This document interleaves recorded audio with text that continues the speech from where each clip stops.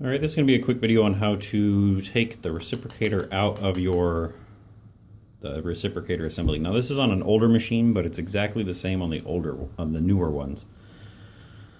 So you're going to have a couple features. There's just two screws that we have to remove. We have to remove the two screws that are on this side, and then the one screw that's on this side. So first we're going to remove those two screws, and these may be pretty difficult. So take it slow, push really hard down on it, and loosen them up.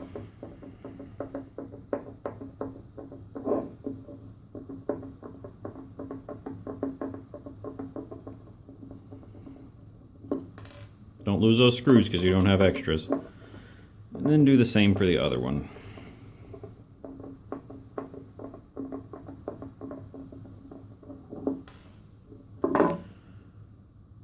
Now we're going to pop this off. Actually, no, we only have to remove those two screws. I'm used to a different machine that has, or this is, anyway, you only have to remove those two screws that are right there. And while you're doing this, make sure you clean everything. But as you saw, you have this piece, and then you have your washer piece, and then you actually have your reciprocator. So you'll take that off. And if you'll note on the bottom of this, there's a little tiny hole. Let's see if we can get the camera to focus. It was focused on it, right there. That comes in play later. So now that we have this all apart, if you accidentally take this off all the way, you take your spring off, there's a little indention in there, and you just got to make sure that it's in that. Make sure it can focus. There's a little indention there.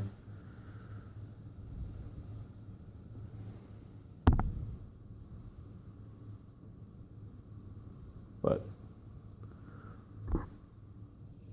there we go. But there's that little indention there, and that's where that part of that spring on that side goes into. And that part goes down. So keeping it in that spot, we're going to focus back in on the table. There's a little tiny hole on the base of this. Right there. That's where that spring goes into. So we're going to slide it back over.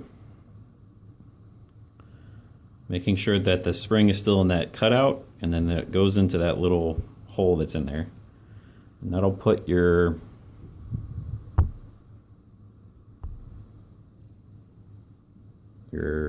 upper part of your spring like that. So then that hole that's in the bottom of the reciprocator lines up with that. So we put it on the shaft, line up that hole, just get it started. It's kind of a difficult thing to do, especially with the camera in the way.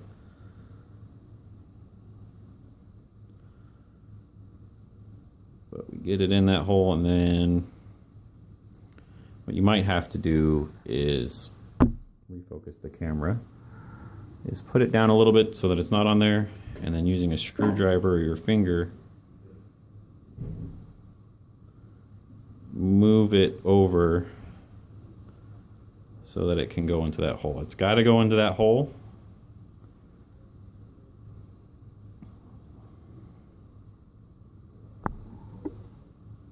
Like that. If it doesn't go into that hole,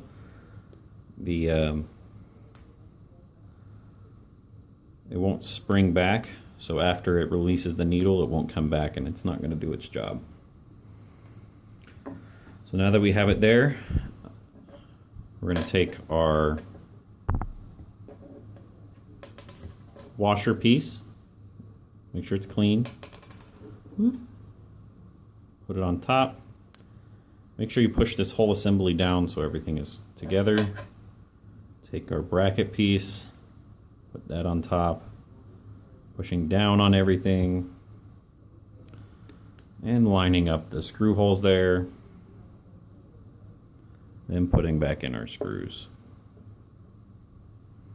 And if you see how I'm holding it, how I'm pinching it, that's the best way to do it, to keep everything together. Get one of the screws started,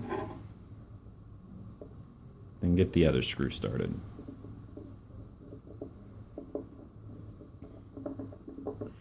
and then tighten them down. And you want to get these really, really tight, almost as tight as, actually, if you can, tighter than the way that they were, but if you can't, try to get them about as tight. Because this part goes up and down in your machine as fast as it's stitching, so you don't want these screws to come out while it's sewing.